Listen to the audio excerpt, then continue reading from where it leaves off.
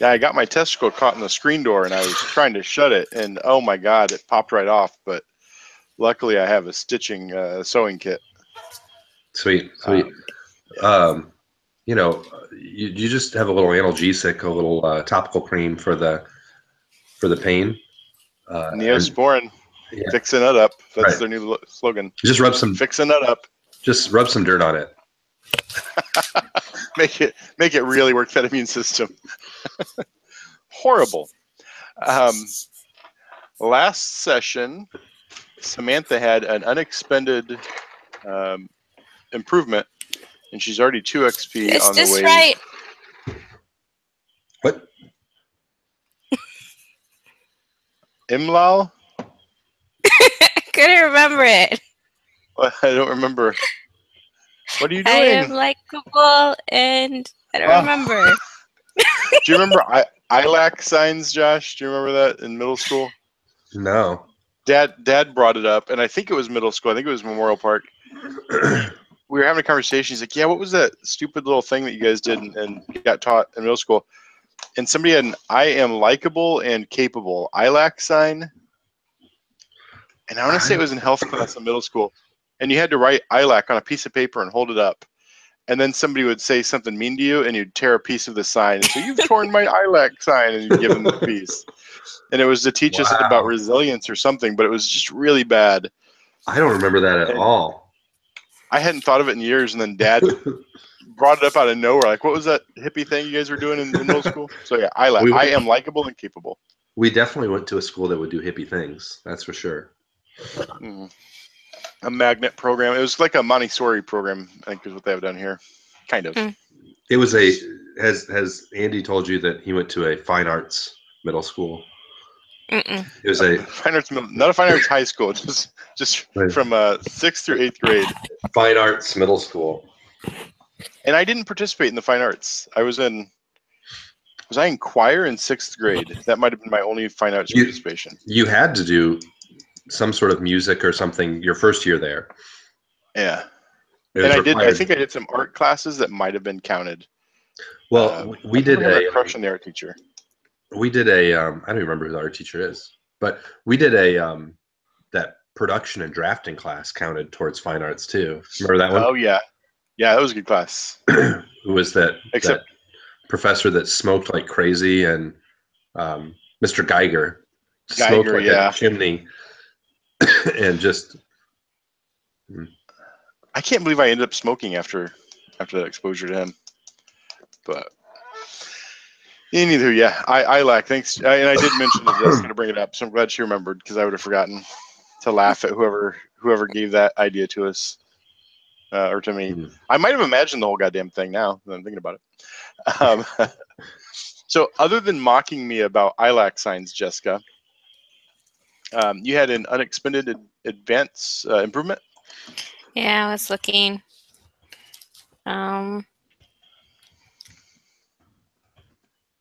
And then Josh is pretty close. You're 1 experience away. So if you have any in mind, Josh, when you get if you were to get a -1 today, or a miss roll, you'd be able to get one pretty quick. Hell yeah, they do. Mercy dotes and dozy dote and little lemsy divey. If you use them right. If you use them right, yeah.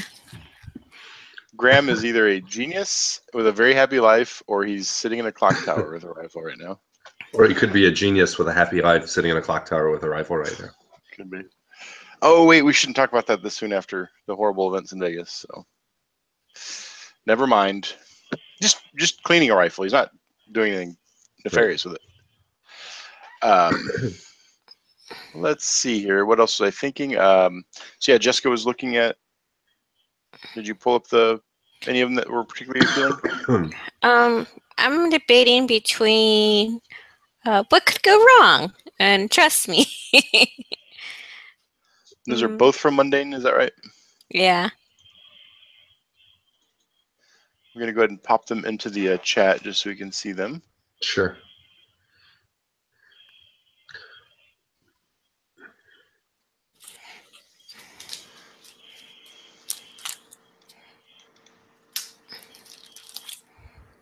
Trust Me is here.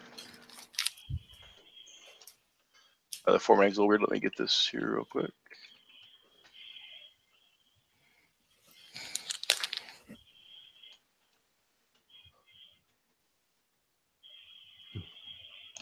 And then I have a question about my next one.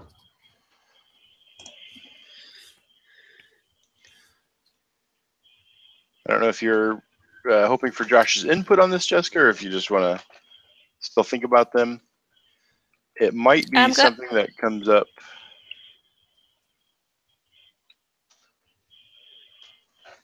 Go ahead and we'll answer Josh's question while I finish this off. Sounds good. So what was your question, Josh?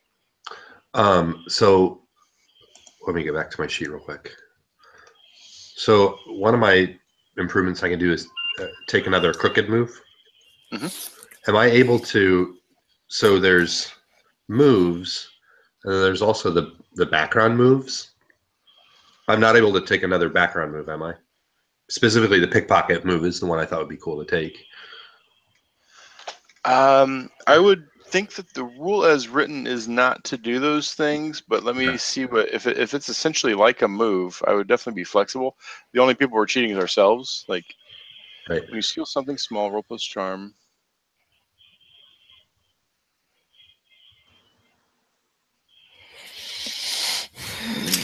I would be all for that. I would add the caveat that I can see small I would interpret both physically, but also like significant, like small and significance. Okay. So if somebody was like, if you wanted to steal the key to the cell out of the jail warden's hand, you would have to like divert his attention so the key is less significant. And we could have that dialogue in the moment. Okay. But like, just because it's physically small, if it's the one thing that they're paying attention to, it wouldn't just be that easy. But you could distract them and then do it. Yeah. Because I have 2 slots to take crooked moves, but I don't really like any of the crooked moves. Like artifact doesn't make sense because why would I just have an artifact all of a sudden? I don't want to take crew. If you took something like artifact, if you had an idea of something cool that would fit the move, and you wanted to have that thing given to you, we would work it into the game. Either the company could issue to it, we could have you find it in a mystery. Like you choosing a move can compel me to add that thing in there. The same way that if you were to pick up an ally. It seems like a lot of the moves for at least 3 of them that I see are woven to a specific place. So us moving around a lot doesn't lend me to taking those, right? So, okay, I'll think of it. I may just bump up a stat. And if it was, if you chose something like home ground, I think is one of the ones that you're looking at that it's about the locals, so you almost have to be local. Yeah.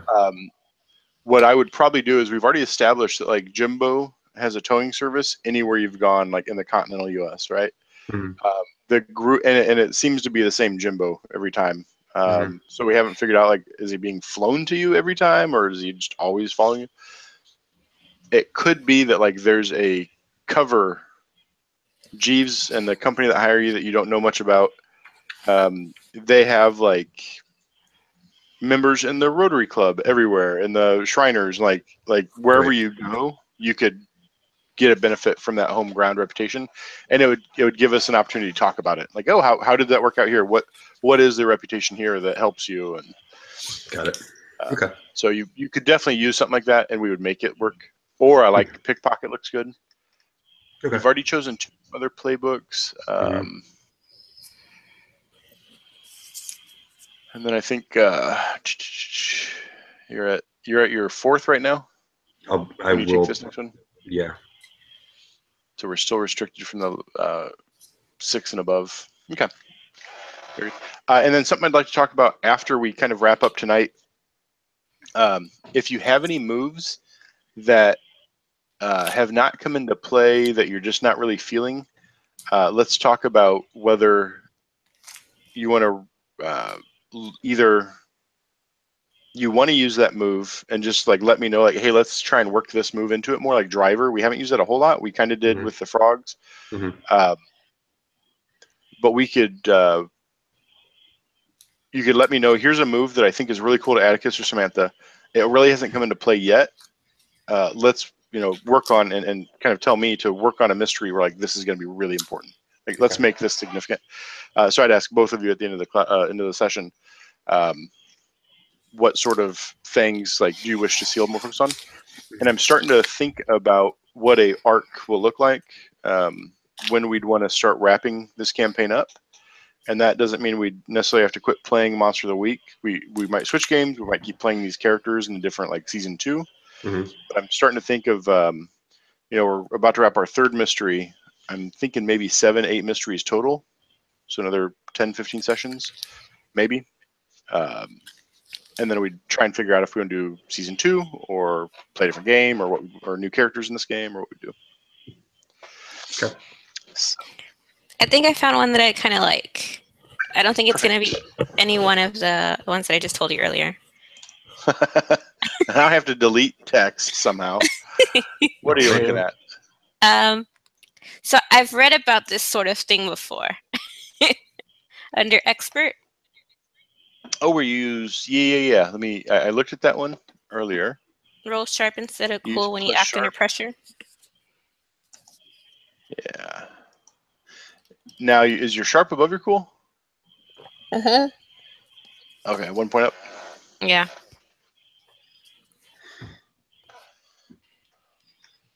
So do you want me to drop that in your moves just to see how it looks? Mm-hmm. And then on my next points, I'll go ahead and I'll just level up sharp to 2, and then I should be good. Very cool. And so when you invoke that, when you're rolling plus sharp instead of plus cool, I'd be curious to know whether it was like a factual account or you're relating it to some adventure story or comic book, or like what is it like when you swap out cool for sharp.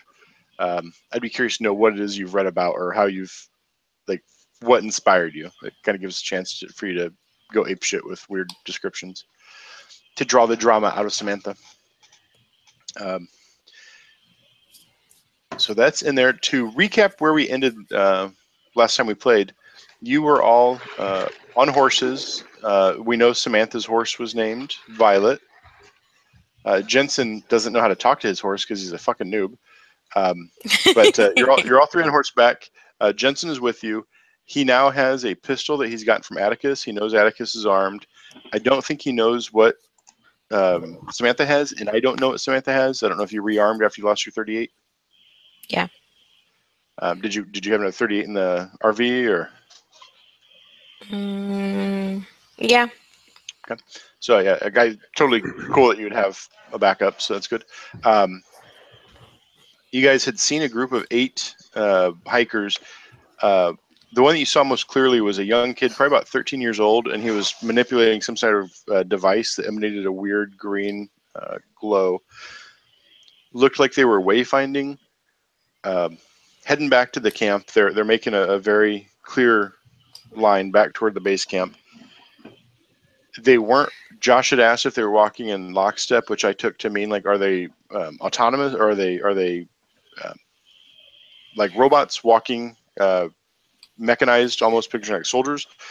And they weren't doing that, but they were quiet. They were. It wasn't so much like discipline as they just weren't inspired to chatter. They were just kind of walking quietly and eerily into the dark. You all successfully scooted around them and were able to set up a point where you would be able to take them by surprise. We had discussed how far out from camp, and you wanted to be about an hour from base camp where you would set up your ambush. You're with Jensen. You're far enough ahead of them. You're able to get kind of a place of your choosing. If you would like to use the drawing tools on Roll20, if you look along the left-hand side, there's a arrow and then a box, and then a paintbrush. I'm going to draw using. I'm going to hit the paintbrush, and then I'm going to go to kind of brown coloring. I'm going to draw just kind of a winding, circuitous, free-handed path that the kids are going to be going down. And then if you want to add, any of you, rocks, trees, if they cross through a gully, if there's an old footbridge they cross over. Do you want to add anything to the map that would kind of show me the place that you chose? It can be whatever you want. There are some light trees, there are big rock formations, there's scrub brush and washed out gullies and all sorts of stuff here. I'll be happy to draw it if you describe it to me, or you can draw on the map if you'd like. And I guess it doesn't really, like, are we going top to bottom or bottom to top, or does it? What do you mean top to bottom? Oh, let's say, I'm going to move that to the map layer. Let's say the base camp, I'll just add a little X for where they're heading. The red X is the base camp. It's down to the south. And the orange hill is where they're coming from.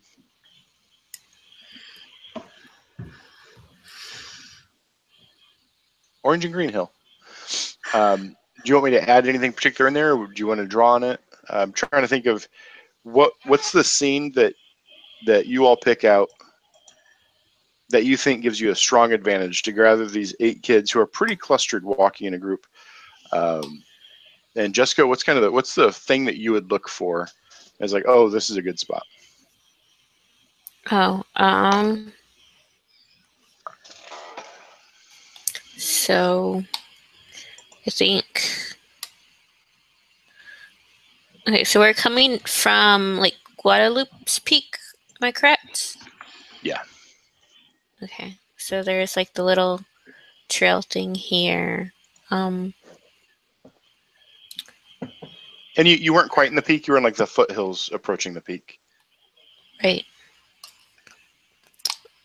So I'm thinking there's like somewhere headed close to that area, maybe like a little pond or like a little river, some sort of. And you want some standing water? Yeah. Does the trail go just kind of across it or alongside of it? Oh, you got the box there. Okay, get rid of mine. Yeah. Okay. So the water, yeah. So the water's like kind of there, and then. Excuse me. So we were originally coming from. You're walking from the hills down toward the X, the red X, and you went around the campers, the hikers, with enough speed, and you quietly got around them. You got up ahead of them, and you can kind of keep going until you find the right ambush spot. So when we set the stage for your ambush, I just want to know what's available to you. So the pond, is that something you're thinking you would use strategically, or is that? Tell me you're going to summon a froghemoth out of the pond. That's what I was thinking. I'm going to summon a froghemoth out of the pond. Josh, what's something that you would kind of advise? You get near the shore of this pond, and you're starting to look like, okay, there's some stuff we can use here. What's something that's like on or near the trail that you would use?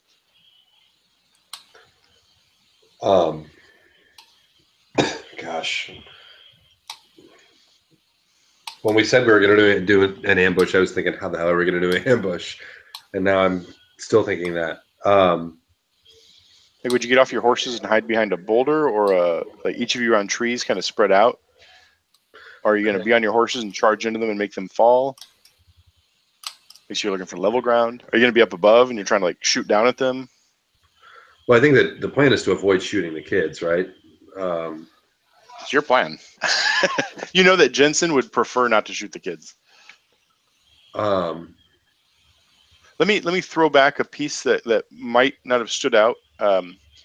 When you were in the camp earlier, you met the first group of 6 that had come out of the hills. Uh-huh. And at one point, one of them was like looking back toward the hills and closer to the near distance, not up in the mountain peak in the distance, but somewhere within, near level to the ground. And you felt like they were looking for someone or something, and like right after that, you felt that attack in your head, Mm-hmm. Which might mean you might have inferred that the thing that's doing it to the kids there is not too far away. So okay.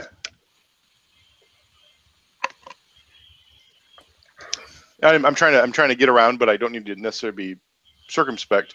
Like it might require a line of sight. Like it might be at a distance, but require a line of sight. Okay. Okay. So if we can get the kids out of sight of this thing, we could potentially break whatever hold it has. That might be a thing, and maybe we could move into the territory of a move as you're kind of marching toward this site and you're trying to select it. Maybe you're reading a bad situation or investigating a mystery, kind of turning over the things you've come across. I wonder if, and this could be a really stupid thought. I'm good at those.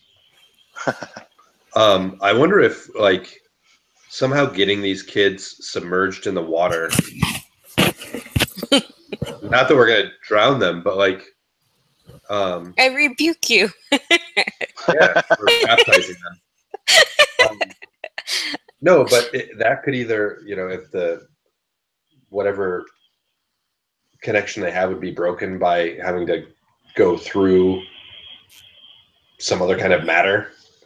Or, sometimes if somebody is like in some sort of delusion, if you shot them with cold water, it would like break whatever hold they have. So I don't know if there would be a way for us to force them into the water or trick them into the water.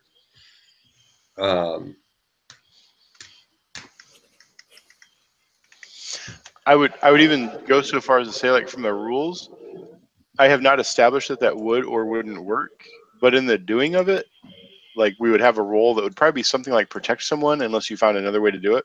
Right. To try and shake off whatever's happening. And depending on how that role went, like, we might actually establish that's a way to do it. Like, that works. Mm-hmm. Or you could try it and you roll a 3 and you get to mark an experience, and that didn't work. But like, I that's a cool idea that I hadn't thought of, but it kind of shows how, like, oh, adding a lake here, well, now we've got an idea of like maybe shock with cold water type baptism to break it off. And I can see why I can definitely see that it could work. It would kind of come down to the moment in the game where we try it. All right, so I think I've read about this. Nice. So tell me how I think I've read about this. Oh, you're not really acting under pressure yet, though. It would be when you're trying to push them in there, maybe. That would pair nicely with your library, though. Yeah. Thematically, at least. Yeah. Maybe you'd want to use magic to somehow prepare the water, like to either make it into holy water or to make it like super freezing cold if you've decided that its temperature has to be a thing. Like, would you have your library book out like, yeah, we can do this if we just make it really salty water? Okay. Is there room for use magic in here? Yeah.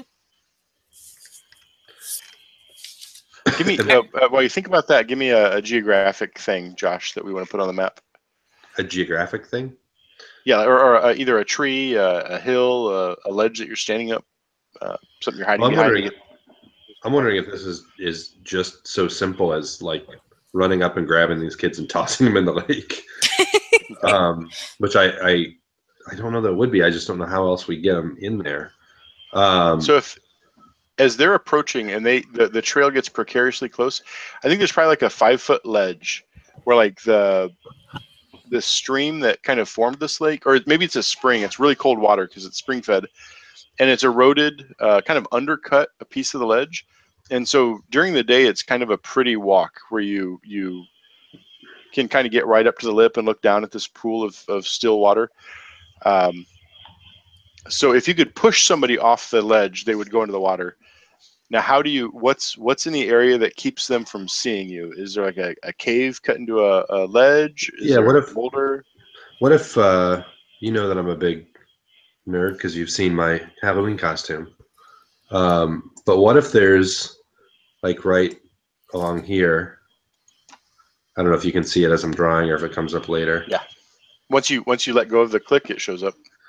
But I'm thinking like you're maybe not as familiar with these movies as me, but like Star Wars, the original Star Wars, where the beginning they're walking around on Tatooine and R2's kind of like hiding in the little crack from the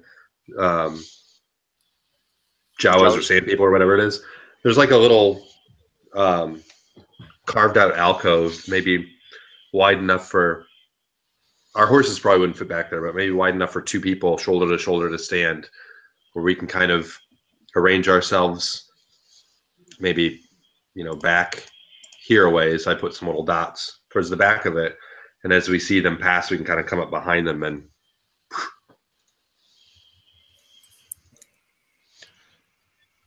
yeah, I like that. I think so. The horses have to be kind of taken down because you don't want them to know you're there. You don't want them to like cross like 3 tethered horses and like, oh, here's 3 horses out here for no reason, and be wary, right? So you've got the horses down the trail a little bit. 2 of you are in the crack there. There's room for just 2. Who are the 2 in the crack? Between the 2 of you, would Jensen be in there with one of you, or would Jensen be out watching the horses? So I'm thinking that we probably sent Jensen with both of our horses, like a little further up ahead, just so that like if the kids ended up passing us for whatever reason, like he could run down to the camp and let them know that they were in danger. Nice. Okay. And he wouldn't be there to apprehend the kids, just if it sounds like shit's gone wrong. He hightails it south, back to camp. Okay. then our signal, if that needs to happen, is what? Look over here. Will he be within earshot if we shout something? He had a flare gun on him, didn't he? Yeah, he did. He gave us the flare gun. Okay, let's say that he gave us the flare gun, and so if he saw the flare, that meant that like things went to shit, and so. Yeah, and when he hands you the flare gun, you can have my handgun if you give us the flare gun. Even trade, right? Right. So he hands you the flare gun, and he looks to you, Samantha, and he takes the 9 and he holds it kind of grip first to you, and says, I don't know what's going on here. I feel more comfortable holding this, but I don't know. He's looking to you. He doesn't know if you have a weapon or not, and he's offering you the 9mm. Maybe he's got this wrong-minded sexism to him, or maybe it's because his goal is to get back to camp if things go wrong and not stand and fight. Yeah, I'm gonna like pull out my big knife. Tell him, don't worry, I got this taken care of. And then I'll like pull out my revolver from the back and say like, we've got this.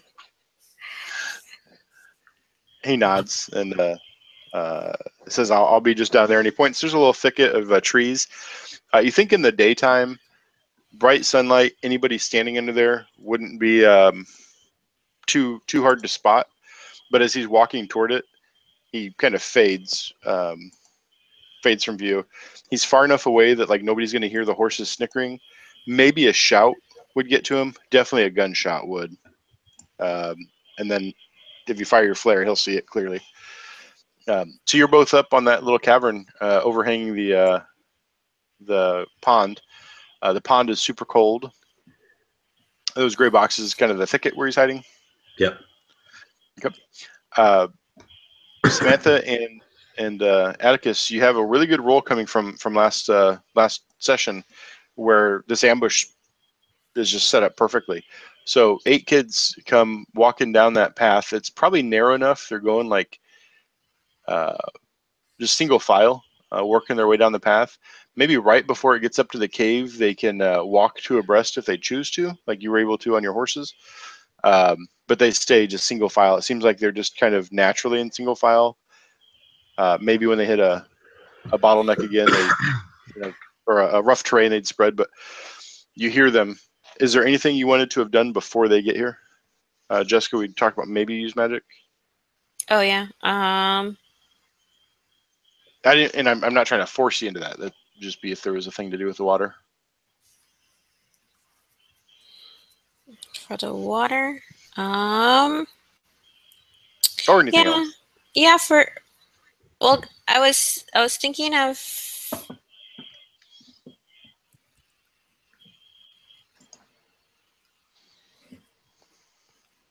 No. Oh, and you know what? I think while you're in here, your eyes kind of go over, and do you see the big picture I just moved a little bit? And I'm pinging it now. Those markings are on the cave wall. You also know that they look strikingly similar to the markings that are on that rock that's weighing real heavy in your bag. And as you were walking down here at the end of the last session, you had the voices trying to compel you to pay attention to the rock. But in the excitement of kind of rushing down here, you just kind of shut them out of your head for a moment. But now your eyes come over that, and you're considering what your options are, what kind of spooky things you can do to gain advantage. And you just see, like, scrawled inside this cave, very faint, these etchings, and a lot of them, either they were carved through one layer of rock into another where the color changed, or they were painted on with something that started to fade, but it looks like rust or old blood or something in the rock. And you just see lots of these figures. And then I think it's also clear, like, over the years, Boy Scouts and other hikers have come in here and kind of rubbed it. Like, some of it's worn away. So it's not fresh work. But yeah, the hills are adorned with, or the little crevice here is adorned with these things. Well, that's auspicious. Yeah, I think. You know, I think Atticus hasn't noticed them either. I think Atticus, you probably, like, the audience has seen you kind of, like, your eyes will gaze toward him, and then you'll look over and see, like, a hawk hunting at night over the lake, over the pond, you know, and, like, there's that we talked about how, like, you couldn't really look at the rock, but you were aware that you couldn't look at it. I think we're seeing the same thing happen as an audience to Atticus in here, but there's enough other stuff, your tension's going up, that you're not really even noticing that, like, maybe even, like, as your gaze is on that hawk, we see your hand kind of go down and trace, just for a moment, one of these little runes, and then you get distracted, like, check to see if the kids are coming yet, and get back in. Like, I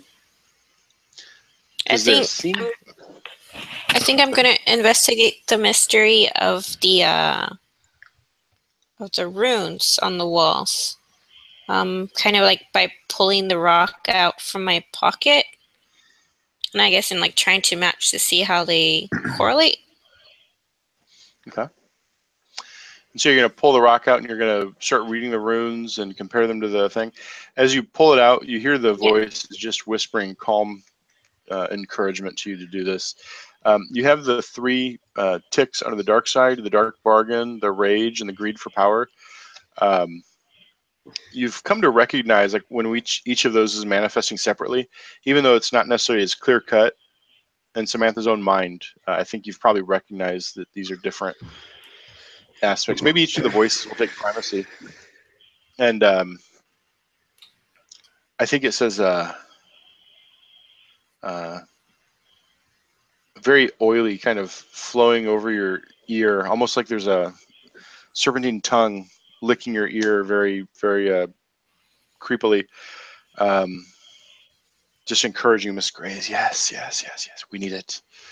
Whispering into you as you pull the rock out and begin to read it. And do you want to go ahead and do so? Sure. Okay. Sharp. Well, first, it's something that you probably shouldn't do, but you're doing it, and the voices are happy. So I think they're going to mark a +1 XP. If you do it, mark experience. Go ahead and mark experience. And don't roll +sharp, because you're not investigating a mystery. Oh. What am I doing? Instead, there is a custom move I've written for this. When you read a rock book without appropriate training or protection, roll +weird. So go ahead and roll +weird. Fantastic. Do I add a 1? What would be the one from? I don't know. You said something about 1. You mark an XP. I had a 1 doing hold. with the... Oh. Right. Never mind. Yeah, Okay. no, you can XP from doing the voices. So yeah. So a 9. Josh, is there something where you'd step in, like as her eyes start to flutter? When you read a rock book without appropriate training, protection, roll plus weird, on a 7 to 9, you choose 2. You are not temporarily blinded and deafened as blood pours from your eyes, ears, and nose. You do not suffer 2 harm ignoring armor. You do not attract the attention of nearby Daros, which you don't know what they are, who gain a temporary glimpse in your mind. So you would choose one of those that you don't, 2 of those that you want to be true, and the third one pretty much is going to happen. If you get up to a 10 plus, instead you gain an insight into the Daros, ask the keeper any one question about them. So if Josh is able to find a way to help Samantha push this weird roll from 9 to a 10,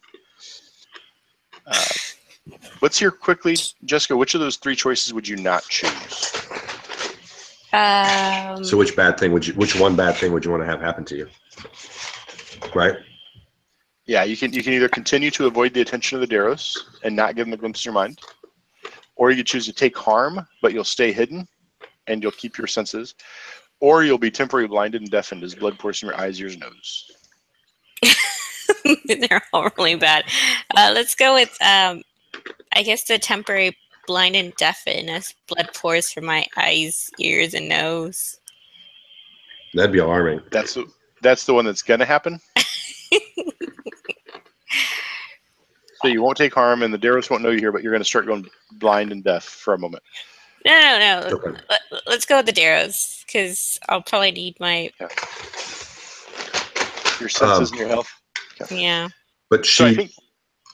And with a 7 to 9, she doesn't get to ask a question? No. On a 7 to 9, she failed to investigate the mystery because she triggered this other move when you read a book, rock book without appropriate training. Okay.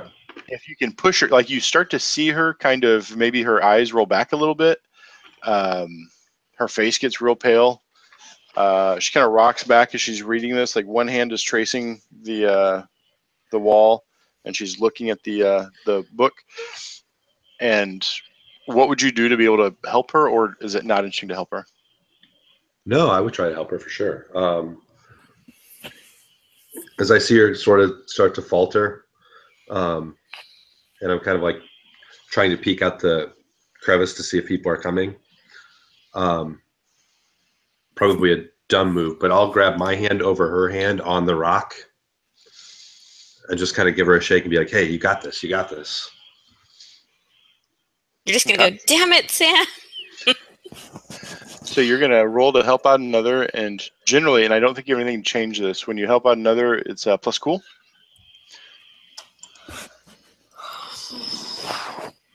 Okay. So you sufficiently help them out. You expose yourself to some trouble or danger. Okay, so the big thing that's going to happen is you start to maybe feel a little pressure in your mind, Samantha. You've had like things read your thoughts before, probably when your father was still alive. Like things would like telepathically invade your thoughts, and then that's part of what taught you to be a telepath, or that's also what you do to people. You feel that start to pressure start to build, and then Atticus reaches over and gives you encouragement, and you snap to some sense of awareness. You're now at a +10. You gain an insight into the Daros. Ask the keeper any one question about them. When you investigate a mystery or read bad situation, you have a list of questions there. Mm-hmm. You don't have a list. You can ask me any one thing about the Daros. And it can be, I'm going to just go ahead and give you for free. The Daros are the things that operate these rocks that kind of put these runes out here.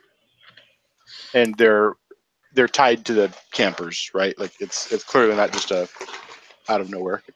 Okay. How can you harm it? Nice. Okay. I think you feel that pressure building onto your mind, and you're able to snap it out and actually maybe chase that connection back down the other way. As you were reading this, you kind of opened, you feel this kind of just concrete knowledge of what happened based on your experiences with telepathy. Basically, something was about to appear into your mind, and instead you're like chasing it down the rabbit hole back into it. You feel an intelligence on the other end. It's weird. It's definitely not human. And as you get in there, you get the very strong sense that this mind is very timid, very superstitious. When you get into its mind, you feel it start to scream in just sheer terror. And you get the strong sense that these things are just so extremely frightful. And you get a sense like they always operate insofar as they can through like mind controlling humans, for instance, like these kids that are coming toward you.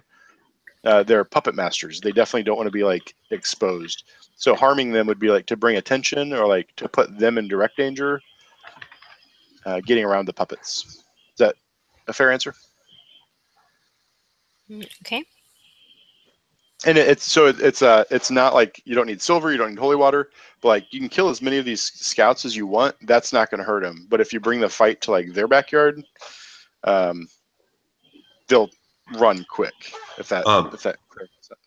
Let me ask a question. I'm probably encroaching a little bit, but when her mind traced back to this thing that tried to peer into her, was she able to trace that geographically, or was that just like more of an astral,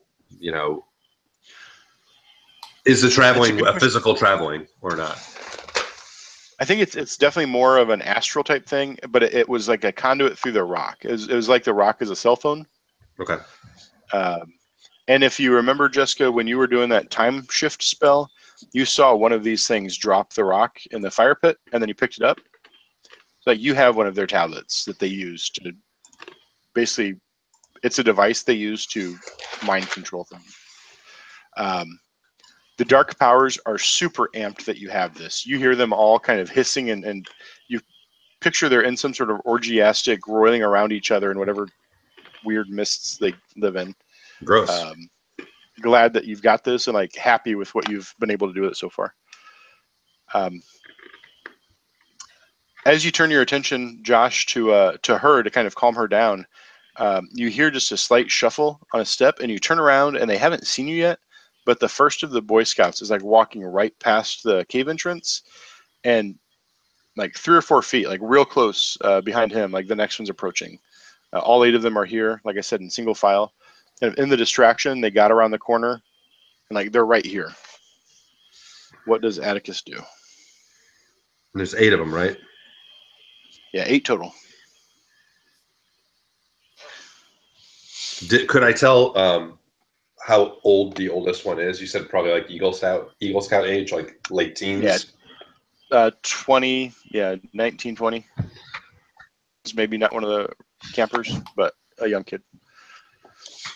And you said they're 2 or 3 feet apart. Yeah, like close enough that they're. I'm sorry, not so close they're like physically touching, but right as close as you can be without like bumping into the person in front of you. Okay, I'm waiting until the largest one, the oldest one, starts to walk by, and then I'm going to try. Sorry, go ahead. I'm going to arbitrarily say that the 13-year-old with the phosphorescent green thing is in front, even though the green light's not on right now. Roll me a D7, and that'll be the position behind the kid of the Eagle Scout you're looking for. Is it /roll? Yeah, /roll D7. So third. So he's going to be 4th in line total. It's the kid, right in the middle. And then 2, 3, 4. Yeah, right in the middle. Okay, so as I see him pass, I'm going to like lurch forward and try and shove him and the kid behind him just over the edge. Okay, so 2 of them, and you're not going to go yourself. You're just trying to like powerfully push these 2 strongest, or the strongest and maybe second strongest, or whoever else is there. Just the strongest, whoever's next to him. I want to push them over, and I don't want to go over because I want to try and then reach for the next one in line. And you have absolute surprise. You guys have a great ambush set up here. You had this moment with Samantha, where she kind of got this insight into how they're thinking. You don't quite know what's going on with her, but you see these kids, you turn and like, oh shit, there's the Eagle Scout, and you make your move. You have got sneaky. When you attack from ambush or from behind, you inflict 2 harm. Even if you do nothing else, you can do 2 harm to each of these kids that you're attacking. Like you're in on them. Now, so do you want to inflict harm? Do player characters have the same amount of harm as the average person, or like is 2 harm going to kill a kid? 2 harm reasonably would not kill a kid unless they were like a wounded person. Like a child of like 8 to 10 might have as low as 4 harm. A grown adult who's not like a trained, either an athlete, fighter, first responder, somebody who's just normal is about 7. And then people who are a little bit up above that would be like 8, like you guys, maybe 9, 10 if they're magical. Okay. I think I might. 2 isn't killing. I think I might want to inflict harm on the oldest one, the most fit, dangerous one physically, but not the others. Okay. It occurs to me I should have gotten some pictures of Eagle Scouts and Cub Scouts or Boy Scouts to have. That might put you on a list. You know what? I should cancel that Google search right now. Let me see if I find artwork right now. Do I need to roll tough or anything? I'm just kind of scrolling through artwork real quick. I was mostly what being move silly. are you doing? You're not, yeah, I won't get you distracted for the artwork. You're not kicking some ass, right? Because they don't have any chance to fight back. You've got them. Right. You're able to inflict the 2 harm. You can also inflict 1 harm just for doing unarmed damage if you're trying to hurt them. And you think that all of them could take 3 harm, the 2 you got here. I think what you're trying to do is act under pressure. When you act under pressure, roll plus cool. The idea is like kind of getting them off the ledge, make it look good, and be ready for like the next group. And you're just trying to avoid like them defending themselves as you're trying to do this. Does that make sense? Yeah. Yep. So roll plus cool. Do I need to roll for each one, or is one roll going to be for both? Just 1 roll. Oh, good. So I think as you go through and you push the scout leader over the water, and you're able to like kind of snag another one. He's probably got like a backpack on. Maybe you snag that strap, and you start forcing them down. The scout leader turns to look at you. His mouth opens wide. He starts to like move his mouth like he's talking. His eyes are big in surprise. Nothing comes out. You kind of get the sense, when somebody's reading and their lips move, you kind of get the sense he's doing that. And then he just goes boof over the edge. He's grabbed under your arm and he kind of pulls a little bit, and then you're able to jerk back. I think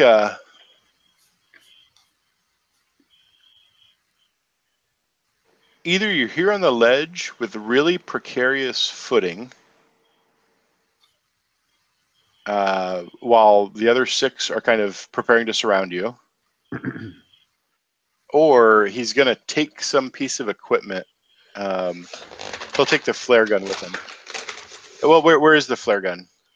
What do you have like tucked in your belt that he could grab? He gave the flare gun to Sam. You can give that to me.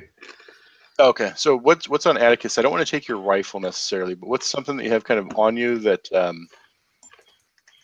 would be important? Yeah. It wouldn't be important right this second, but it could be important in the long run.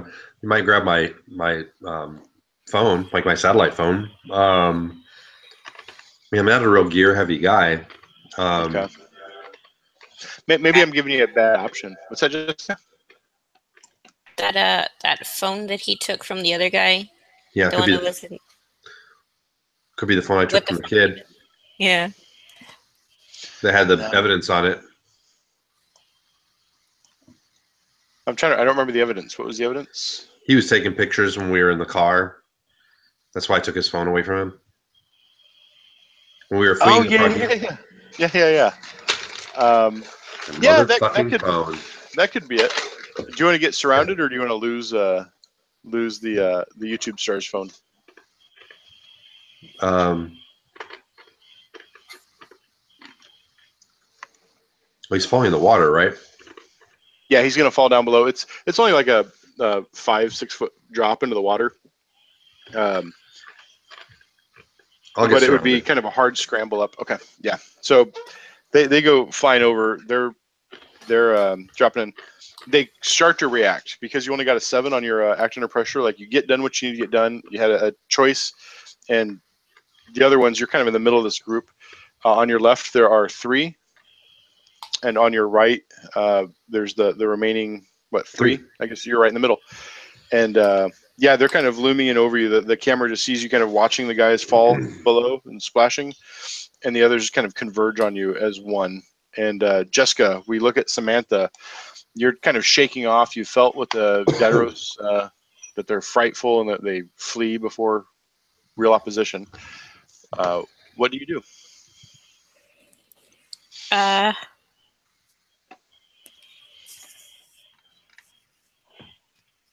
Crap.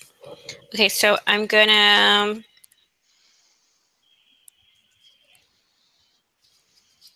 I think I'm gonna just like shoot my gun in the air just to like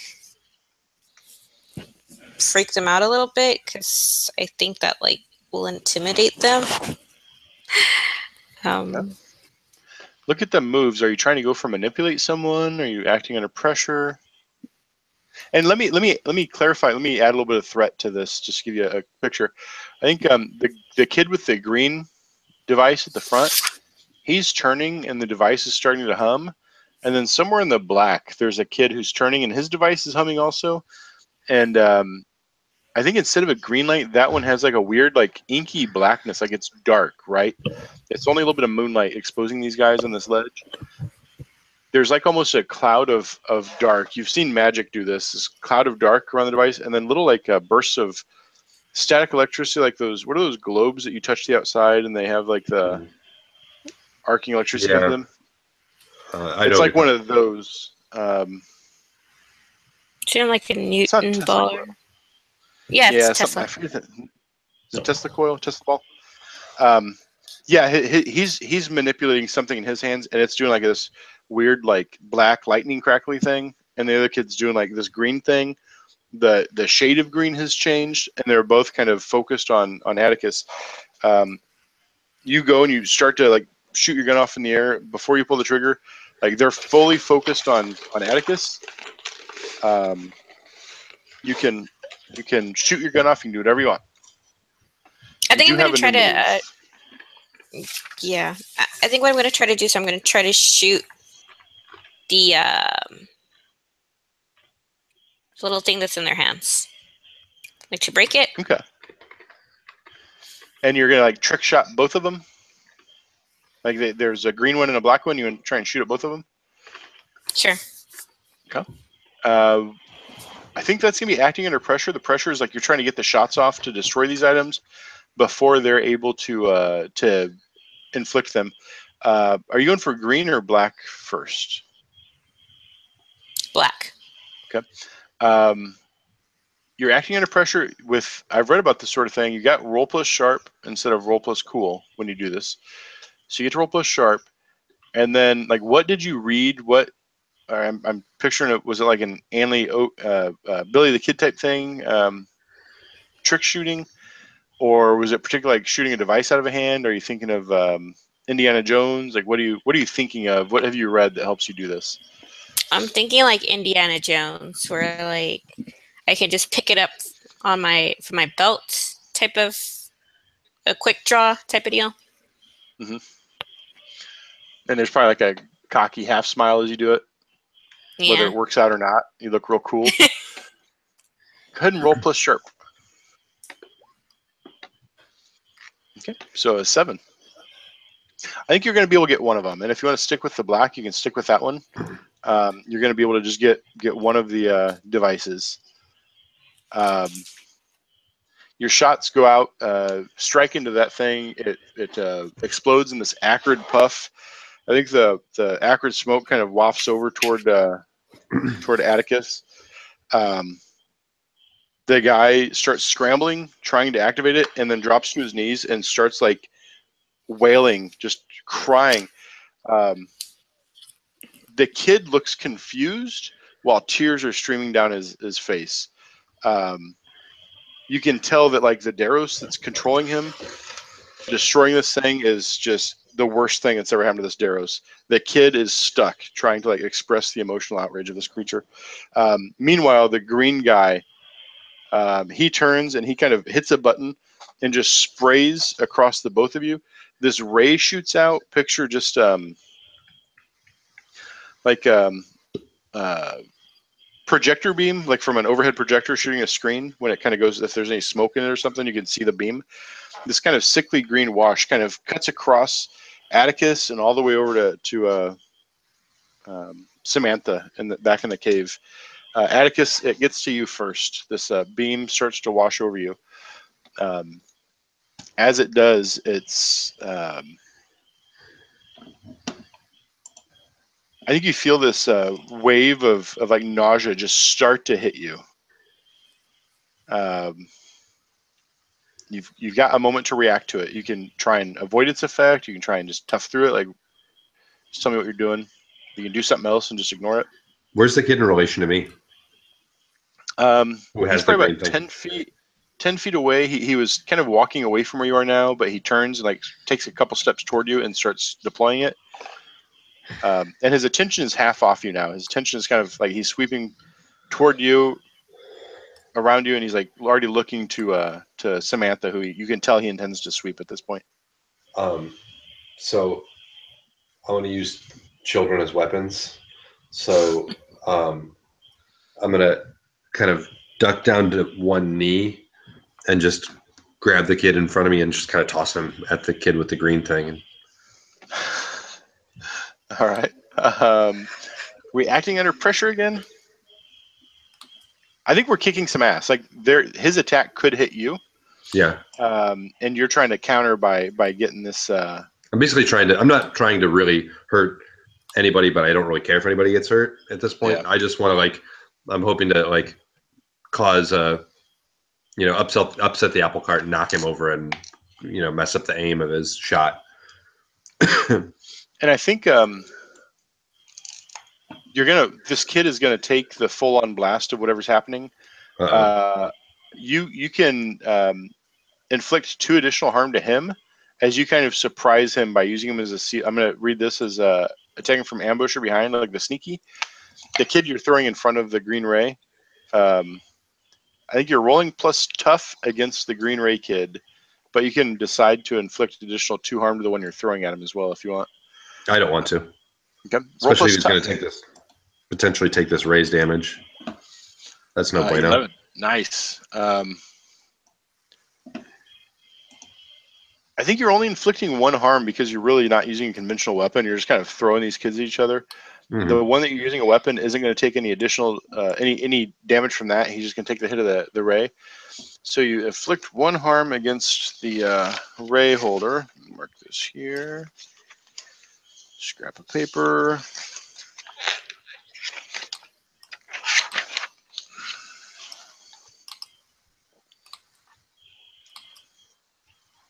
Okay. And then the guy who gets pushed into the ray, he drops to his knees and he starts vomiting everywhere. Gross. I think you did successfully avoid the effects of it yourself. The ray catches 2 more of the kids that are between you. Oh, I'm sorry. There's only 1 more there, right? Yeah. So you've hurled the kid at green ray shooter. Him and the guy who is next to him both kind of drop to their feet puking, and then the ray sweeps over Samantha, who's kind of back in the cave. Samantha, you just kind of shot at the black device, and then you've brought the gun back over, but not in time, or you missed your shot here, and that green ray is sweeping right at you. Okay. I'm gonna try to jump in the water and maybe escape from the ray. Okay.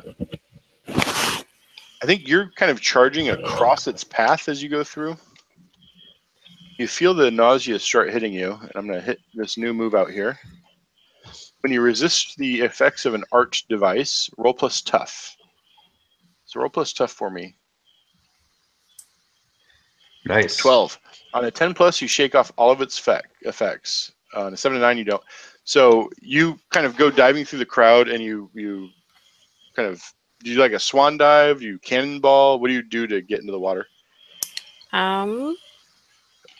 Yeah, I've read about this. So a lot of my I've done a lot of research on swimming because I really don't know how to swim, but I've read about it. So I'm just gonna do like a Olympic like flip into the water and then like pierce the water without a single splash.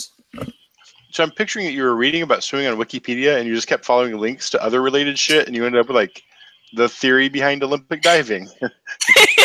Very cool. Yeah, so perfect, beautiful, splashless entry. You go down.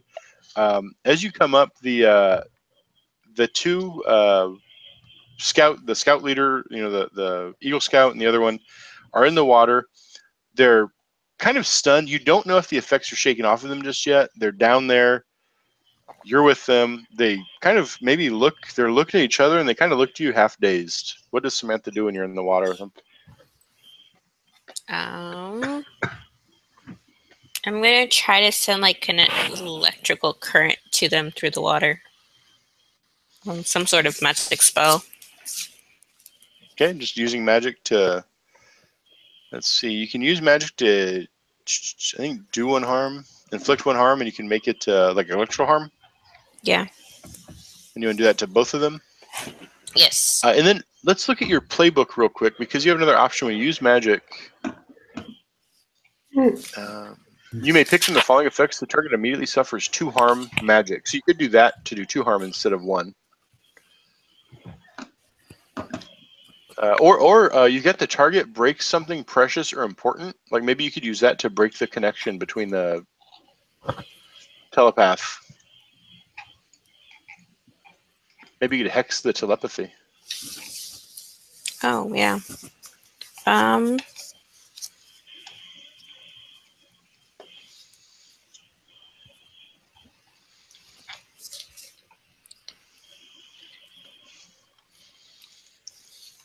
Yeah, let's try to do with use magic with a hex and try to either get them to drop the device in the water so that the electrical stuff gets broken, or just like the electrical current running through them breaks the connection, I guess. Are you hexing the guy up on the ledge holding the device, or are you hexing the 2 in the water with you? Oh, I thought one of the 2 in the water had, like one of them had the device. No. The devices were up top. There was one that had black light and one had green light. The black light you shot, it's destroyed. That kid's still crying. You jumped into the water where Josh had just like pushed 2 people, and we're not sure if they're still under any effects or. Okay, then let me just use the electrical current to break, like try to break the connection that the Desros has with them. Okay. So go ahead and roll plus weird. Oh crap. Okay. And I think you're down kind of below Atticus's line of sight. He's probably not going to see what's going on here. Unless, Atticus, can you think of a way you would be aware of what she's doing?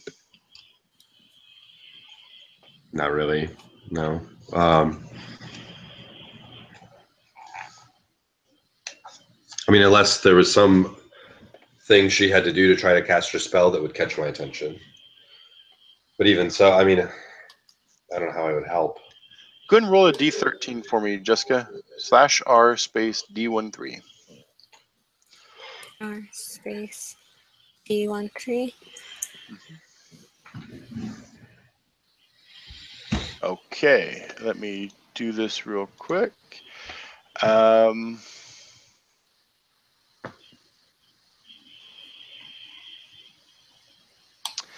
You start to work your magic. What's the shameful display that you're putting on to add insult to embarrassment here?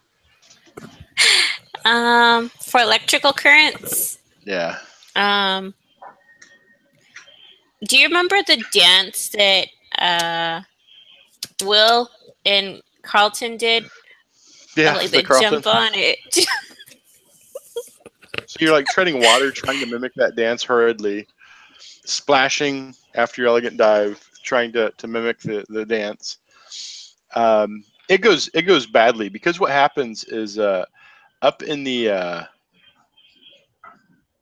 up on the path, well past where the kids are, you can quickly surmise that it's following them. I think we just lost. I think we may have just lost her. Oh, Jessica, did you disconnect, babe? Yeah. Oh, she's dropped off the call. Let me go see. Do you want to take a quick 5-minute break, and we'll come back at let's say at 10:25. Sure. Alrighty. See you.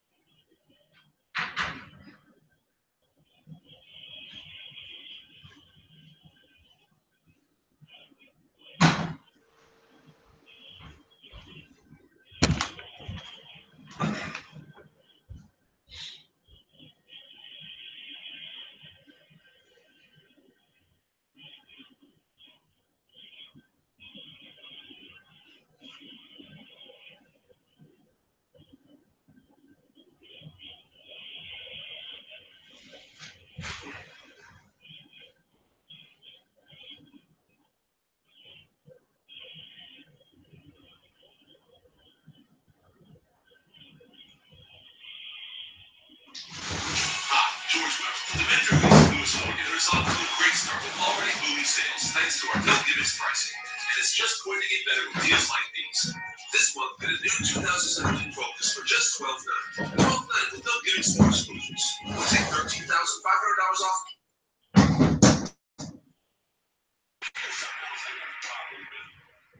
The 10 commandments. Here's my problem. Why are there 10? You don't need 10. I think the list of commandments was deliberately and artificially inflated to get it up to 10. It's a padded list. Here's what they did. About 5,000 years ago, a bunch of religious and political hustlers got together to try to figure out how to control people, how to keep them in line.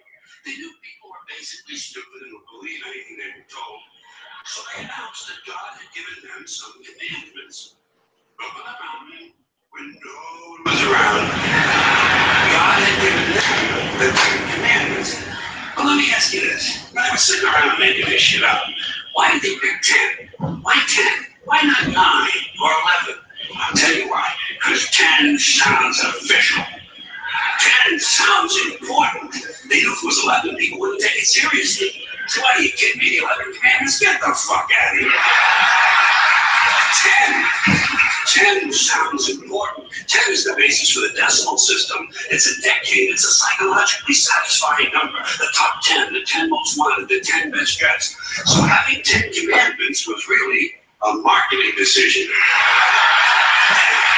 To me, it's clearly a bullshit list. It's a political document artificially inflated to sell better. I'm going to show you how you can reduce the number of commandments and come up with a list that's a little more workable and logical. We're going to start with the first 3, and I'll use the Roman Catholic version because those are the ones I was taught as a little boy. I am the Lord thy God. Thou shalt not have strange gods before me. Thou shalt not take the name of the Lord thy God in vain. Thou shalt keep holy the Sabbath. Right? The first 3, pure bullshit. Sabbath day, Lord's name, strange gods, spooky language. Spooky language. Designed to scare and control primitive people. In no way does superstitious nonsense like this apply to the lives of intelligent, civilized humans in the 21st century. You throw out the first 3 commandments, you're down to 7. Next, honor thy father and mother. Obedience, respect for authority. Just another name for controlling people. The truth is, obedience and respect should not be automatic. They should be earned. They should be based on the parents' performance. Parents' performance.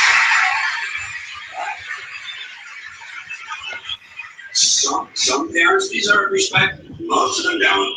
Period.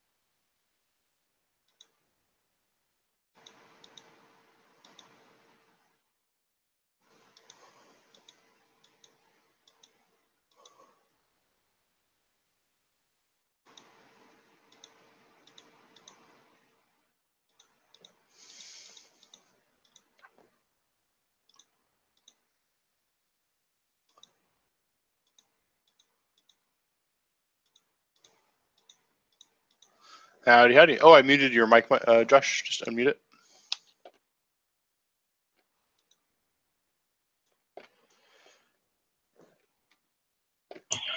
Did you mute me? Yeah, there was some TV on the background. That was George Carlin. George Carlin? Yeah. Thought I recognized the act.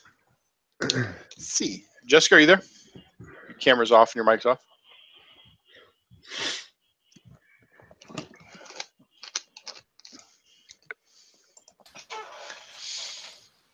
I am here. Yay! All right. So we left off with you landing in the water, starting to show us the dance. And can you show us again, because we didn't catch it last time? Jump on it. Jump on it. While treading water, splashing around. Maybe it's because you're like over your head in water, unable to quite get the rhythm right, that the gods of magic don't appreciate your routine. And as you feel the electricity, kind of the power build up in your body, and start to grab out, reach out toward the kids in the water near you, and an arc starts to connect up there. Like, it's still a static shock. It's not the big electricity that you're hoping for. It's like, and like air goes up a little bit. And before you're able to push the heavy current through those little shocks, up on the trail where the kids are coming from, maybe a quarter mile away, like up around a bend and just overlooking where you're at, you see this figure, and you recognize it as being what you saw in the grayscale time warp spell around the campfire. You know now that for sure you're looking at a Daros. Maybe you don't have the name yet, but you know this is what you were connected to. Its mind. It's short. It looks kind of like Smeagol or the Golem from Lord of the Rings. It's a short humanoid, big eyes reflecting the moonlight. You can make out details of big noses, big ears, kind of as it turns the head, kind of like a Yoda type thing, maybe. And it's kind of hunched over, and it's looking down at the scene. You can see it. It's too far away to hear, but you can kind of see it working like this grief-stricken pantomime. And you think that maybe it's the one whose grief the kid on the ledge is demonstrating as the thing gets broken. You shot that thing. It sees you fall into the water. It sees you start to work the magic, and it knows that you're the one who shot this. It turns toward you from a quarter mile away, and you feel this bombardment of psychic energy against your head again. But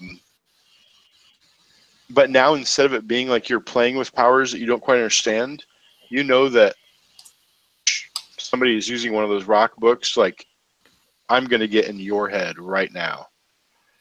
Do you let it get into your head? No. All right. Well, here's a move that I've written. This is the third of my special moves, third and final of my custom moves for this adventure. When you resist the effects of a rock book's used against you, roll plus weird. It's like he knew that I would be the only one going against it.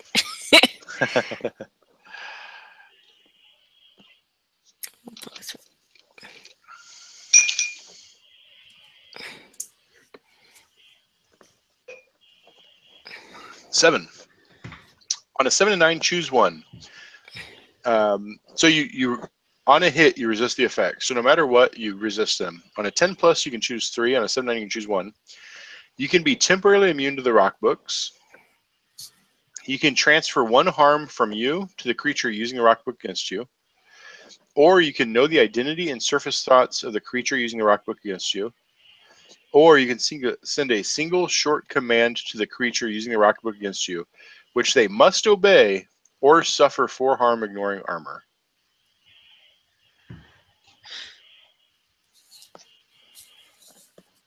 Okay. And let me I want add, the if last you are temporarily immune to the rock books, the last move we looked at where you read a rock book without appropriate training and protection, like if you're immune to its effects, you're protected from reading it. Like, you can read it and try and use it also. So that one kind of ties into wanting to use a rock book. The last one would let you command this thing, give it a one quick command to do. Okay, I want to go with the last one. Okay. And then my So what do you? What's command the single shot? is for it to leave the kids, like get out of their brains and like go away. Nice. I'm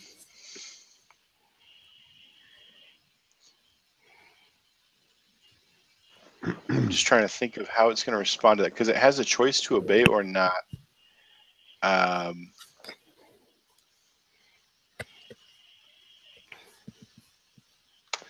You give it this command and you see it kind of just it's a shape up on the ledge. The shape just goes away. It kind of dissolves into the shadows, and you're not sure what happened. And then you hear the kids kind of splutter a little bit, like where they quit treading water for just a moment. They kind of are shocked, and the two next to you kind of splutter up. Joe, are you okay?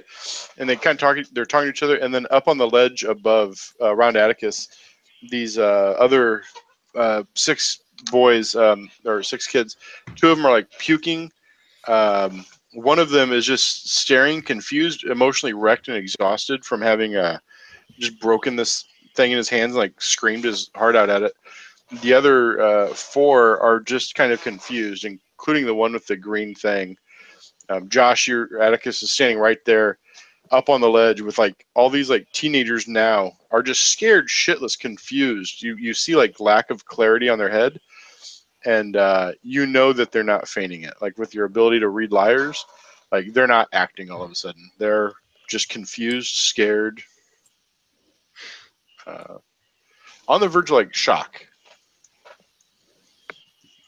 First thing I want to do is walk up to the one that's got the green thing in his hands and just slap it out of his hands. As you approach and move to slap it, it's weird, but it's weird in the way of like if you look back at 1950s sci-fi thing of like Buck Rogers or something. Like this is a device that like looks like it inspired those sorts of things. It doesn't look like advanced technology. It just looks like a weird thing, and you expect it probably has some pretty good value if it actually works, like it seems to be working for this kid. So as you go to slap it, like maybe in the back of your head, the grifter that is Atticus, like maybe some value there, Right. either black market or if your agency. You definitely can smack it to the ground. You can just take it from him. I'll kind of pull my hand up into my sleeve a little bit, and I'll grab it out of his hands through the sleeve, so I'm not touching it with my bare hands. Okay. He does not fight you to hang on to it. He's holding it kind of listlessly. It's gone down to like a kind of light green glow, and as you pull it away from him, I think you see like there's like a weird paddle thing he's depressing with one thumb, and he's reaching like with another finger. It's not ergonomically shaped to be like used a certain way. You now see he was holding it very awkwardly to make it do what it was doing, and as you pull it away, the light just goes away. The slight ozone smell goes away, or it lingers in the air for a moment, but it's no longer generating it. And yeah, you grab it, maybe a little warm to the touch, but not burning you. Okay. Yeah, you take that away from him. Now you're up on the ledge. These kids are they're going into shock. Like if you can't get them a mission ASAP, they're going to be worthless. Right.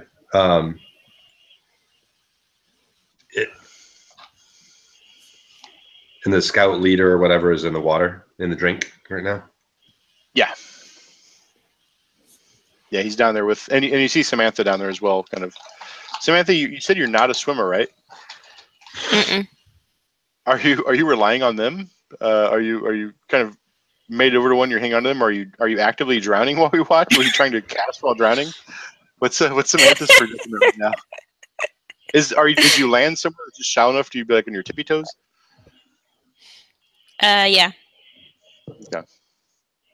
So you're not comfortable, but you're not desperate yet. Mm-mm. Okay. So yeah, you look down on that scene, Atticus. I'm gonna like kind of start pulling the kids who are up on the ledge towards me, kind of in, almost like into a huddle. and try to give them like my best, I don't know, my best like pep talk speech. All right, guys, what do you remember? Do you remember anything? You're safe. We're good. We're gonna get you back to civilization. You're okay now. We're gonna go back and we're gonna get you to your parents. We're gonna get you to some food, something to drink. Everything's gonna be fine. And you want them to answer some questions now before you get them back to safety? Right now, I'm just trying to talk them off the ledge, not literally, but talk them, keep them from just breaking and freaking out. Okay, so you're not even trying to really manipulate them into telling you stuff. You're just trying to get them moving. Right.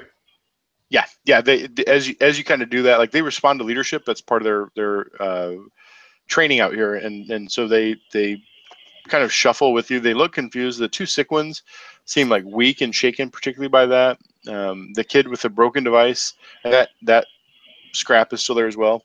He's at his last nerve, but you get them up and moving, and they start kind of marching down the path. They actually seem like they know the path too. These are scouts that have been through this area. Let me ask one quick thing. You mentioned that we're kind of in flat, open, wide open space, and then a gunshot would be heard miles away. Could we pretty much assume that Sam's gunshot they heard at base camp? Yeah, I think that was heard at base camp. It's going to take them a long time to get to you, so Right. it's not going to be like in 5 minutes. Right. But yeah, it would have been heard. Okay. And I'm going to start trying to think. Oh, go ahead. No, go ahead. I'm just trying to think if people are out. If people are out in these hills in this kind of weird situation, a gunshot would probably be a pretty quick way to try and signal. Yeah. Like send somebody out here. So you could probably guess that like folks are going to start. Well, no, because they don't know where you are. They just hear a gunshot in the distance, right? Yeah. You didn't sign out like, hey, we're going to be in the hills. No. We didn't really tell anybody that we were leaving. No. So at best, rough guess, they would be kind of alert, but not sending a search party out to figure out where the gunshot came from until they had daylight. Got it. I'll start helping the other two scouts and Sam up off of the, up back onto the ledge. Okay. Now, Sam, you have the best kind of picture of what happened. You've seen Aderos. You've gotten into its head and ordered it a thing.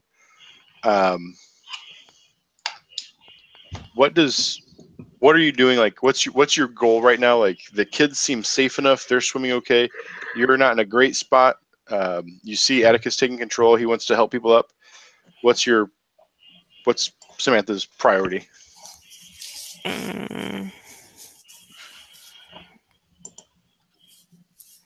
I think I just want Atticus to kind of take care of the kids and get them to safety.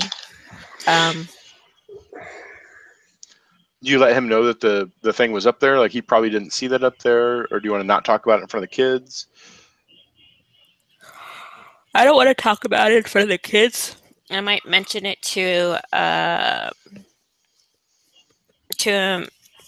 telepathically, just to let him know that like the monster was close by, that I saw it and what I had told it to do, so the kids are safe at this point, but still in the distance. So try to figure out what we want to do next. Telepathically, I'll say back to her, can we follow it? Can we track it back to the rest of them? I think I know a way to communicate with it, but I don't want to get the kids involved, and I want them to kind of be as far away as possible. Yeah, we can send the kids back with Jensen. Yeah. Maybe give him his flare gun back just in case he needs it. And then if you think you can track these things back to the source, that might be the best bet. Sounds like a good idea. So you want to send the kids ahead? Let them go with Jensen back to base camp? Let Jensen be the hero. Yeah. Let's play through this. I want to hear how you talk to Jensen. I'm going to remind you that there are 6 kids back at base camp taken over. These 8 are going to be marching back in, and you know from your interaction where like the 6 were like, oh no, they'll be back soon. Like it felt like they were waiting for these kids to show up now that you're kind of taking stock situation. So they're going to know the kids aren't screwy once they see them. How much are you going to let Jensen know about? Like, what are you going to? What's that scene look like? Where you come walking down the trail with the kids, and Jensen sees like all 8 of them. He heard a gunshot. Nobody's hurt. A couple kids are weak from puking. A couple are wet and cold. One of them's frazzled. The rest of them are just shell shocked. What do you say to Jensen as he kind of comes out, like maybe pistol down, but at the ready? Like, is there a way for us to tell if the kids remember what happened to them? I think probably the kids, like you hear them in small, like maybe they pair off to whoever their best friends are, or like maybe a group of 3 of them get together.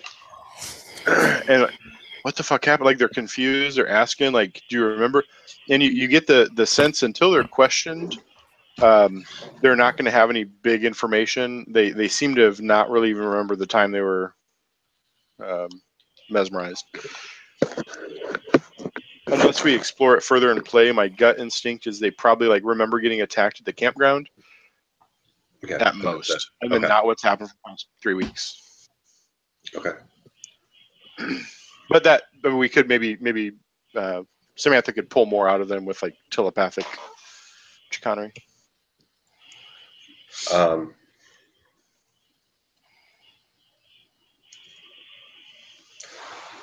we walk up to Jensen with the kids.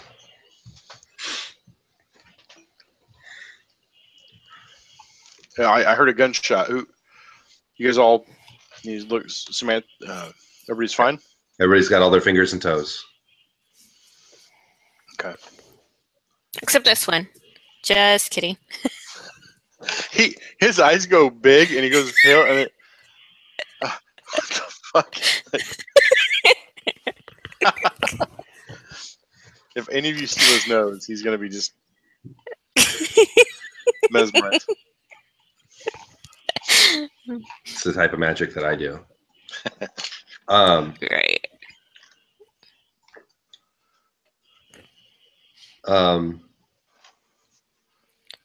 Jensen, do you have a minute to talk away from the kids?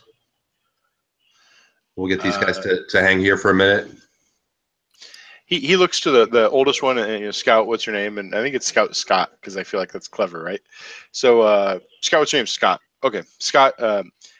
You boys have been through something pretty bad here, but you're gonna be okay. He gets a canteen of water. Says you all need something. Get some water. We're gonna be right back. Don't go anywhere. Here, take care of my horse. And he gives the horse reins over. He kind of looks to you like, is it okay to do this? Yeah. I think he's doing that to give them a task. Like, right. Be responsible for this, Scott. You're responsible for the guys. I'm trusting you with the horse. Like, focus on the goal. So he comes over. You guys get like a little side scene away from the kids. Samantha, you're with them? Yeah. Okay. What's going on, Atticus? Or no, what does he know your name as? He knows my fake name. Yeah, I have it written down too. Jane and Roger. Roger. Oh, yeah. What do you know what's going on here, Roger? Like, what happened? Why are the kids so weirded out? Via telepathy, did you kind of let me know a little bit of what? I mean, you told me that the thing was there and then it ran away, and so Jensen, these kids were taken, and like I've kind of hinted around at what we're into and where we're from, and our suspicions are being validated here. They're good now. They're shaken up, but they're okay. But those kids back at the camp aren't. They're still being influenced by something. And it kind of sinks into him, and he starts like the worry shows up on his face, like, oh shit, like. So the way they were walking, He's kind of putting it together, and he's looking back toward camp now, worried he wants to get back quick. Yeah. I think the best thing is for you to get back to camp quick. But we need to trust you with these kids. You need to keep them away from those other kids that are back at camp already. And those kids, are they a danger? Do we need to? They might be, but we're gonna try and find the source of all this. I think if we can do that, everybody's gonna be okay. It's weird, out of character. It's weird to be this honest with this guy. It almost feels like Atticus should be coming up with some bullshit, like really heightening the Men in Black. Like, oh, they're space aliens. Yeah. Find some angle to connive him. But no, I kind of like this honest moment with. I think before we've seen Atticus draw and point a loaded gun at the teenage daughter of a rival, and like show immediate remorse at having shot her. Just before that, we watched a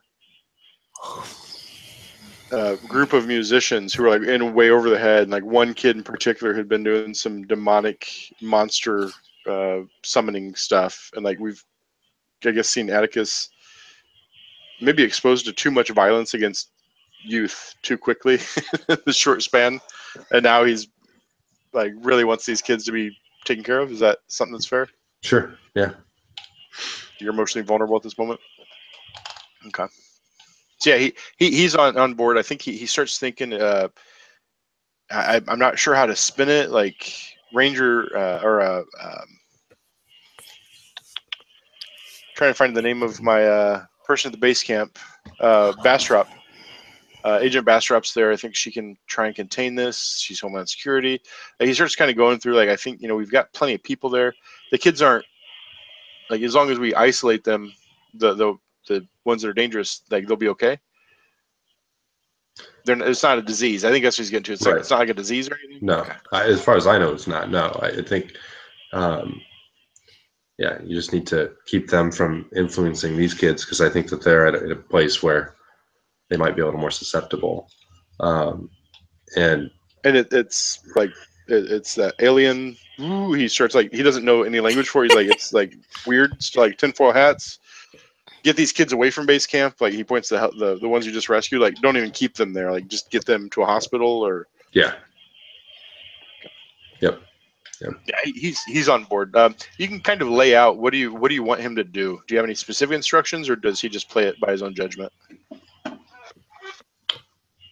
Well, I mean, depending how long we think it'll take to find these monsters, we could just have him take his time getting back to camp.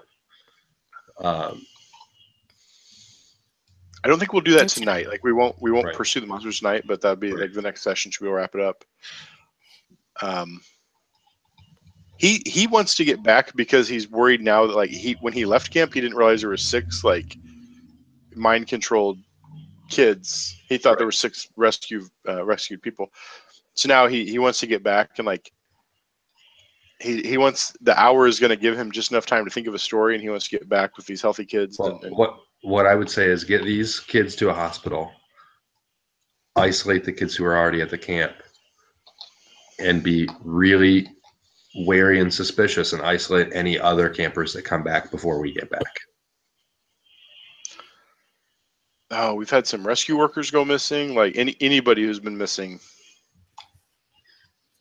Anybody suspicious. And then I think the last thing he needs is, like, how do I convince people there's something weird going on? And he's not looking at it, but you know that you've got either the active device that you kind of took and have it probably wrapped in a cloth or something, and then there's the broken one that Samantha shot. We should give him the broken one. Okay, so that's up there, and like, yeah, he looks like, what the fuck is, and it's clearly a thing that's been made. It looks like something a kid would mash together, like a little Rube Goldberg thing. Still a little acrid smoke coming out of it. It's definitely enough to look weird, and you think like it would give like engineers at NASA or a university research like years of fun just trying to dissect what are the components. And I mean, and I would say go right to Homeland Security with this. Don't show this to anybody else, but give it to them so that they can contain the situation. And they'll know who you are. that's when the honesty's going to bite you. Yes. They'll. I'll tell them that you sent this. Well, they'll know what we told you to get in. Okay. We're not across. Geological survey. Yeah, we're not across the finish line yet. Luckily for you and for all of us, there's no more of these devices out there. Oh, nice. He's not obviously like you would know if doubt was creeping in because you can read lies, right? He's not concealing anything. I think he trusts you wholeheartedly, and you've planted that seed in his head. Like they're not going to be trying to shake you down for more. They think that you think at least this is the last one out there. So yeah, I think Samantha, what would you add to a scene to that interaction, if anything? No, I would just probably.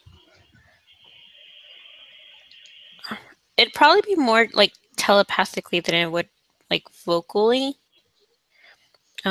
Just to like reassure him that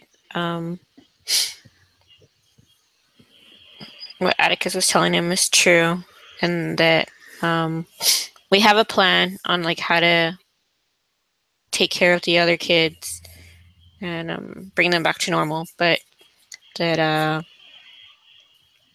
we still have some work that needs to be done, and unfortunately he can't come with us because the most urgent task at hand is the kids' safety and getting them away from the area that they were originally in. So you said telepathically. You don't want to share this with him directly, but you want to like give him the feeling like I was picturing the movie Inception where you plant the thoughts in his head so that he thinks they're him thinking them. Is that what Samantha's doing? Yeah. You're being very subtle about it. You're not talking to him. You're just kind of whispering into his mind. Yeah. As you do that, the dark side just starts mocking you. Oh, that's so sweet. Oh, Sammy. These kids are nothing. That's adorable. And they just start mocking you, and I think one of them says Arthur had a sweet side too before we beat it out of him. It kind of hangs at that. The voices just kind of lose their attention. What's Samantha's reaction? Anger. Anger. I think that feeds them. Like as your anger kind of builds, you just get that satisfied like coming off of them, and they retreat just to let you play it out. Let's wrap on that. You guys are in the foothills. You have a Daros to follow back into Daros Disneyland. Daros Disneyland. We had a missed roll from Jessica. Any missed rolls from Josh? No XP for me. Damn it. We need to get you. You need to look at the moves that give you XP and start taking some of those. I can't take any more. I can't take any more from other stuff. Can you at next after level 6? Maybe not. Oh, you can change playbook to something that has them. Yeah. Let's look at end of session. Did we conclude the current mystery? Nope. Did we save someone from certain death or worse? Yes. Yes. Absolutely. Did we learn something new and important about the world? Yeah, we learned about Daros.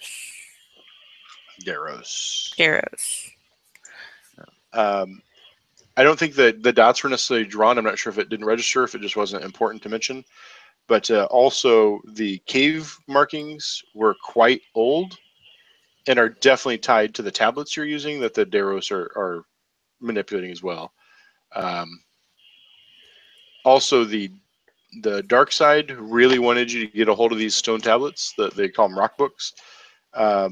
Meanwhile, the dark side did not, specifically didn't care about the technology device that Atticus found. Whereas Atticus found that, oh, it's got maybe some street value. The dark side was just focused on that book. Did we learn something new and important about one of the hunters?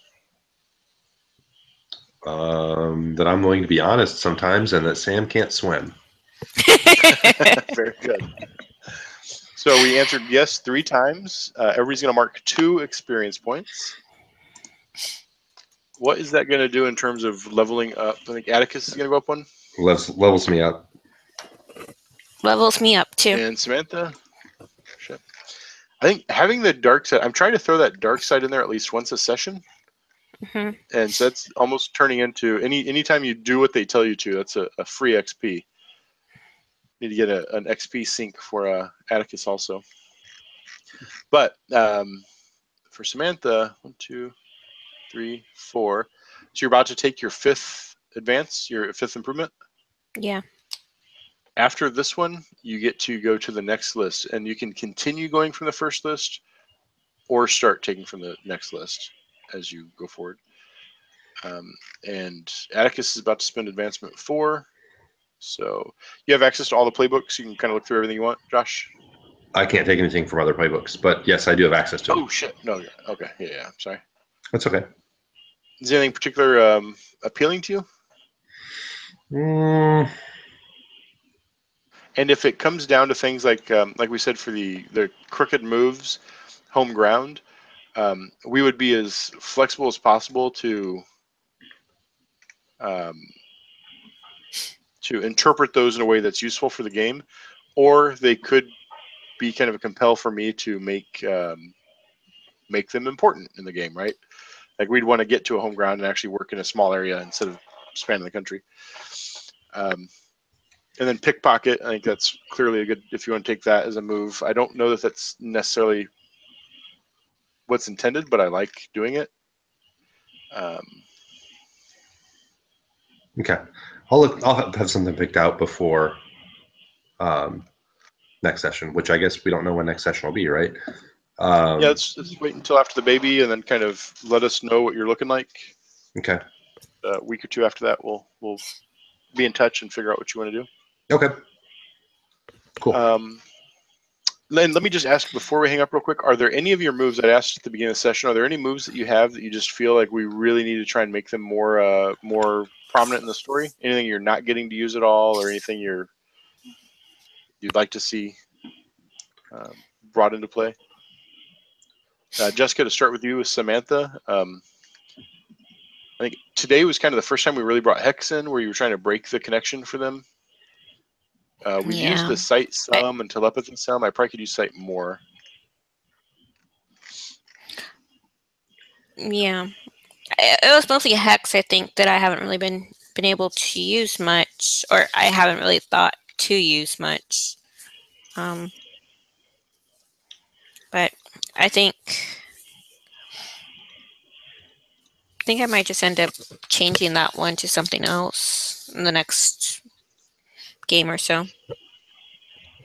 I'd say for that, let's hold off until after the conclusion of this session, and then we'll let both of you kind of look at your character, and if you want to rebalance like a move, like swap one out for another one, and we'll try and like reconceive the character. Yeah, I guess reconceive the character around that change.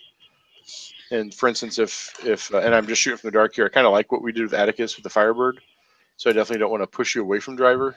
But if you decide like, oh, Driver's really not that interesting for Atticus, then we'd be able to pick a different move, or like any of them that you've picked. I don't see any of mine that really, of the moves that don't fit in. I mean, Driver fits narratively with kind of the way you get around and everything. So yeah. I think to make Driver work, what I'm going to try and do also is think of some things that you can like actually be driving while doing, like getting involved like a car chase, or I'm going to try and think of different scenes for the next, not for this adventure in the mountains, but sure. We'll quit going to where a car won't work. That's all right. Can we have him do like a fundraise drive? Fun, yeah, charity support driver. Yeah, perfect. Very cool. Well, that was fun. I kind of like where you guys ended up going. It was a little bit different direction than I expected, but I like breaking the kids free, sending them home, and like taking the chase into the foothills. I do have a couple custom moves for doing that sort of thing. I wrote up the 3 moves on the rock books and on the art device, and I actually stole these weird, stupid ideas like rock books from Jessica. And I went to Barnes and Noble and I found a book on like weird monster lore, and the Deros actually come from American cryptozoology and stuff like that. And they use things called rock books, and so I'm excited to finish the session probably next time we play and share my notes with you so you can see what all was happening behind the scenes. Are they called Deros in the? Yeah, it's a crazy guy from like the 50s who wrote a story to like a sci-fi magazine. It was back when like they would publish like a novel over a series of magazine publications. Heinlein used to write that way, and it was a guy who wrote a publisher and like, hey, like almost like a Joseph Smith idea. Hey, here's some weird truth that nobody will let me talk about. Let me tell you about it. And Deros it was short for detrimental robot. But back at that time, robot didn't mean what it meant now. It was a slave race of an ancient, almost like a Cthulhu or a Lovecraftian thing. These Deros were a subterranean slave race that like took their master's technology and would just wreak havoc. And they had rock books and arcane technology. It was really weird reading it. And I thought, oh, that's your next adventure. So once you can hunt them down, hopefully the next session, I'll share my notes with you so you can kind of see what I was looking at in the background while you traipsed around the mountains. Well, Josh, I'm really excited for the next week for you and Cassie. I hope all goes well. You. Mind a moment in the busyness. Yeah. Very cool. And have a good Halloween. I hope Charlie gets to be Ray one more time. She will. Yeah, we'll do something. Before she has to. Even if it's just wandering around the house. Lightsaber fight in the living room. Right. She likes her lightsaber, so we'll do something. Cute. Good. Well, it was good seeing you, man. Yeah, good to see you. You guys have a good week, and I will talk to you soon. All right. Bye-bye. Have a good one. Bye-bye.